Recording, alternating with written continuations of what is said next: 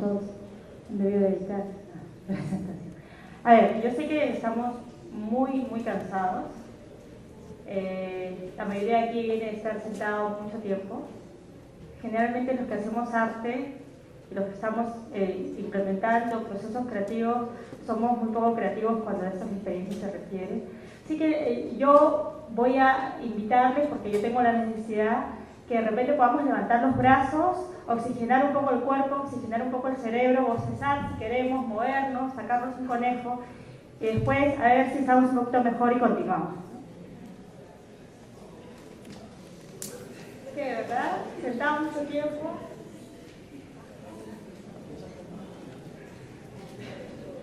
Bien, yo me disculpo por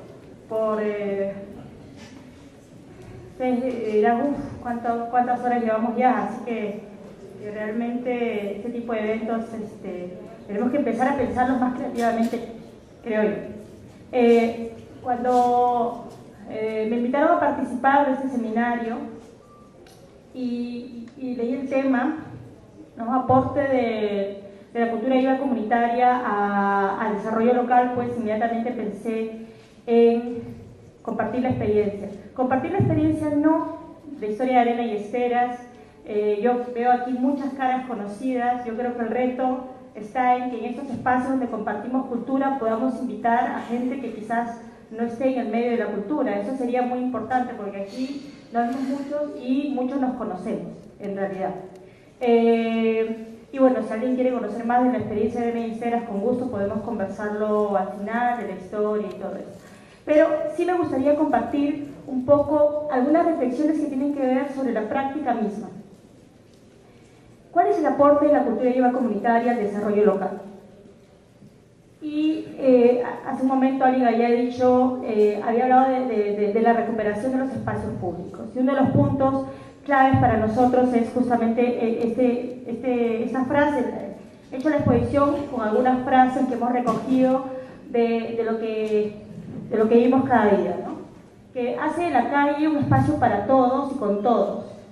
Y es verdad, pues, generalmente la violencia anida en las calles que no palpitan. Cuando decimos eso, hace un momento alguien reflexionaba, generalmente la violencia aquí en Lima y como sistema está pensada para atacarse, poniendo cercas, rejas, cámaras de seguridad, haciéndola intransitable e invivible. Y entonces cuando la calle está sola, está vacía, es una calle justamente que ya no es nuestra. Y cuando una calle no es nuestra, es de los otros. ¿Quiénes son esos otros? Ahí está la pregunta, ¿no? Y entonces, ese es un primer punto. Creo que la experiencia de Villa El Salvador es una experiencia que marca un ejemplo de lo que hemos intentado hacer. Desde la estructura urbana de Villa El Salvador, que quienes la conocen, ha sido diseñada para pensar la vida en comunidad, en donde un conjunto de casas hacen una manzana, un conjunto de manzanas, un grupo residencial, y en el centro de ese grupo residencial siempre hay un espacio donde está la canchita de fútbol, la iglesia pequeñita, la escuelita de los niños pequeños, el local comunal, el comedor popular, dependiendo, pero ese espacio del centro está pensado para vivirla. Y entonces creo que ese es uno de los primeros puntos que creo que todos los grupos compartimos. Hacemos de la calle nuestro escenario vital, nuestro escenario vivo. Y sobre todo, quienes venimos de barrios, de comunidades en donde la infraestructura cultural no existe, porque la infraestructura en general todavía no está terminada, todavía no hay calles, todavía no hay asfalto, todavía no hay escuela, todavía... Entonces, claro, en ese orden de prioridades el tema cultural pues está en el número 250. Entonces, cuando todavía estás construyendo calles, construir un teatro, construir una biblioteca, construir un museo, no forma parte de ninguna política. Entonces, pero sin embargo, y ahí viene también la palabra cultura viva comunitaria. Yo creo que definitivamente ponerle al costado de cultura la palabra vivo tiene que ver con romper un poco el concepto que se ha ido creando durante muchos siglos de cultura, la cultura estancada, la cultura como patrimonial, la cultura como aquello que pueden realizar unos pocos en estos espacios y donde tú te ibas al museo, al cine o a la ópera con un vestido y un abanico, y pues esa cultura que estaba tan lejos y que de alguna otra manera hablaba de lo que pasó y no de lo que está pasando. Entonces, la cultura que está pasando, esa cultura viva, es la que construimos cada día en las calles. Lo segundo, definitivamente, y que es el punto de partida de la experiencia nuestra con Mariana y Esther, y de muchas experiencias, nosotros no tuvimos la oportunidad de ir a escuelas de teatro, universidades, no había como lo hay hoy en día, pero aún así es insuficiente para una ciudad tan grande como la nuestra. Y definitivamente apelamos a los recursos que la sabiduría popular nos dio, ¿no? ¿Y qué nos dio la sabiduría popular? Pues la tradición, la fiesta, el participar en las fiestas populares con la familia, el saber tocar una quena, un tambor. Esos saberes populares, tú los traías. Y esos saberes populares se convertían en ese momento en instrumentos potentes para hacer la gestión local con la comunidad. No en esta imagen exótica del recuerdo familiar, sino en ese instrumento cotidiano y potente. Y ya si de por sí aprendías algún arte quizás más contemporáneo, ¿no? Como en algún momento quienes aprendieron circo, quienes aprendieron la danza contemporánea, entonces ahí tenías experiencias de circo maravillosas en Villa El Salvador y en muchos lugares del Perú, no al sonido de un saxofón o de un violín, sino al sonido de una quena. Y esa era la riqueza y el aporte que podías darle como ciudad y como nación también. La siguiente. Esto es algo que nosotros siempre decimos, y cuando contamos la historia de Villa El Salvador, que además nació, voy a hacer un paréntesis, pues, nació en un contexto histórico y Arena y Ceras nació también en un contexto determinado, ¿no? Yo creo que esa es la característica de los grupos de cultura viva comunitaria. No lo ideó alguien, ahora voy a hacer mi grupo de cultura viva comunitaria. Nacen porque hay un momento histórico que determina. En el caso nuestro fue la violencia política, el asesinato de María Elena Moyano. Había un momento. Y en ese momento, el hecho de llamarnos pueblos urbanos marginales, es decir, el hecho de etiquetarnos, porque así es como se nos etiquetaba, por lo que nos faltaba, por lo que carecíamos, es decir, urbano marginal, pueblos en desarrollo, ciudades, es decir, siempre nuestra identidad estaba sobre lo que nos faltaba. Y entonces tú no puedes construir una identidad ni como persona ni como ciudad sobre aquello que te falta o sobre aquello que adoleces, porque entonces no creces. Tienes que construir una identidad sobre tu fortaleza. Entonces, la cultura viva comunitaria o los grupos de cultura viva comunitaria son ese brazo festivo de un cuerpo que siempre está pensado y señalado por lo que padece. Villa El Salvador es el lugar de los pandilleros, tal barrio es el lugar de los fumones, tal otro es el lugar... No, siempre estamos así etiquetados, entonces crecemos de esa manera y es necesario recuperar la salud colectiva. Yo creo que la cultura viva comunitaria nos permite eso. No nos estamos viendo a nosotros mismos por lo que padecemos, sino por lo que sí podemos hacer. Podemos llenar las calles de alegría popular, podemos salir y caminar en zancos, y en Villa El Salvador es más fácil porque si te caes y hay arena, entonces no te duele, entonces comienzas a ver lo provechoso. La arena no es solamente sinónimo de polvo, sino aprender zancos en Villa El Salvador es fácil, no tienes que ponerte rodillera. Hacemos talleres de zancos y los niños se caen, maravilloso, maravilloso. Entonces, lo siguiente. Y este es otro tema de lo que se habla mucho, ¿no? Generalmente, y sobre todo los peruanos, solemos tener muchos discursos sobre los temas sociales y suelen ser muy densos, ¿no? Estamos hablando de los derechos humanos, desde la historia de la violencia, desde la víctima, con una mirada de víctimas. Entonces, el discurso se vuelve para quienes podemos manejar el discurso. Y entonces pasa lo que podemos ver ahora mismo. Estamos hablando de cultura quienes estamos dentro del campo cultural. Y deberíamos convocar a la gente que no está dentro de ese campo. Ese sería nuestro reto principal. Porque ¿para qué hablar de cultura los que ya sabemos? De repente para compartir y encontrarnos maravilloso, podemos encontrarnos tomando un café, sería mejor. Pero entonces,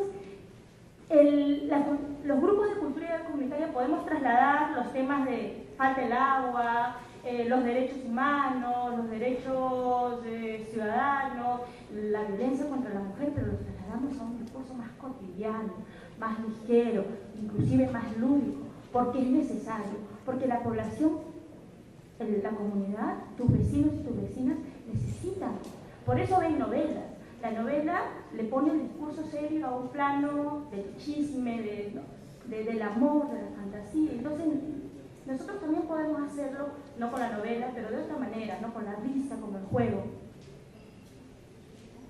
Y eso es algo súper importante, sobre todo en los barrios de la periferia, de las periferias, de estas grandes Limas, esta posibilidad de hacer ese vínculo intergeneracional. Porque generalmente en las ciudades, como lo decían hace un momento los amigos de Agostino, los jóvenes son siempre señalados como el peligro de la ciudad. Y es muy importante que los jóvenes, porque la fuerza del cambio de una ciudad está en su juventud. Si la gente, si una ciudad no confía en su juventud, no puede crecer y no puede apostar a futuro. Y cuando un barrio ve a ese chico que cotidianamente lo ve en la calle, en la esquina, lo ve caminando en zancos, reuniéndose con dirigentes, hablando, pero hablando de repente con otros lenguajes, con el lenguaje del arte, entonces lo ubica en otro lugar. Ya deja en su imaginario, ya no es ese chico peligroso que te puede robar, es ese chico que te puede cuidar, que te cuida. Sí. Bueno, esto es súper importante porque generalmente en los grupos de cultura comunitaria lo que hacemos es cuestionamos permanentemente, pero cuestionamos vigorizando. No nos quedamos solo con el cuestionamiento. O sea, porque vigorizamos el espacio comunitario, construimos espacios de alegría y eso es importante. Yo estoy corriendo porque me han dicho que me queda poquito. Y aquí hay un tema que todavía queda mucho por hacer, ¿no? Nosotros, la experiencia de Arena y Esteras y de otros grupos de Villa ha sido recoger los elementos de la cultura popular, de las tradiciones, porque solamente con esos elementos podemos construir un futuro inclusivo. El futuro no está para quienes olvidan de las polleras, el futuro no está para quienes olvidan del quechua, el futuro no está para ellos. El futuro no está para los que manejan el iPhone, el iPad, el futuro está para todos y tiene que incluir a todos. Y cuando un chico ve a otro compañero de su misma edad cantando un guayno, zapateando, tocando un cajón con una energía y siendo protagonista, entonces el miedo y la vergüenza que puede tener hacia su propio origen en ese momento desaparece. Y dice, yo también vengo de Huancayo, de Huancavelica, mis padres también hablan de eso, yo también puedo hacer eso. Bueno, esto es primordial, ¿no? La única forma de entender la alegría es con alegría. Y eso lo hemos visto en las recientes marchas, cuando hemos querido recuperar el Estado de Derecho y democracia en este país, cuando los grupos hemos salido a las calles, junto con los movimientos sindicales, con las organizaciones, hemos salido a las calles a marchar, no a tirar piedras, a marchar con tambores, con sacos, con los rostros pintados. Entonces, es necesario saber que la única forma de destruir la violencia no es con violencia, hay que pelear con alegría.